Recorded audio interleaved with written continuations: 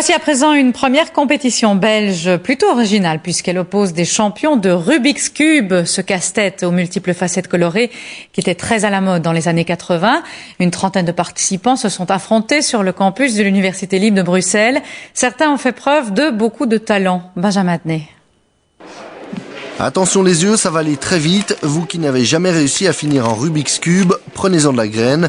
On est loin du record mondial de 11 secondes ou du belge de 13 secondes, mais 20 secondes pour harmoniser les 6 faces du cube, avouez que c'est pas mal.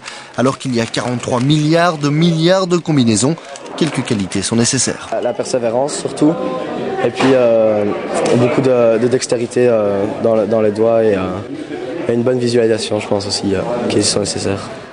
Allez, on complique la donne avec les cubes à 12 faces qui ne sont alors forcément plus des cubes, la résolution à une seule main ou plus fort encore, le Rubik's Cube à l'aveugle.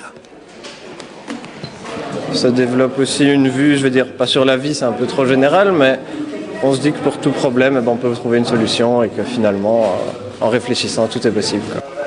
Après ces années de gloire dans les années 80, le Rubik's Cube est un peu tombé dans l'oubli, mais aujourd'hui, Internet permet de recréer une communauté de joueurs. Les techniques, les tactiques se multiplient sur la toile. Petit à petit, ça devient une habitude. Vous êtes chez vous, vous faites un peu de cube entre deux choses. Vous êtes dans le bus, vous faites du cube. Dès que vous avez un moment et que vous avez votre cube sur vous, vous faites du cube, ça passe le temps, quoi.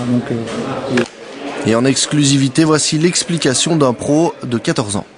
Donc on commence par faire une croix blanche avec ici chaque couleur qui correspond. Alors ensuite, on met chaque petit coin ici avec son cube arête, un à la fois. Donc ici, si vous avez compris, tant mieux. Nous, on avoue qu'on a un peu décroché et c'est peut-être ça, la beauté du sport.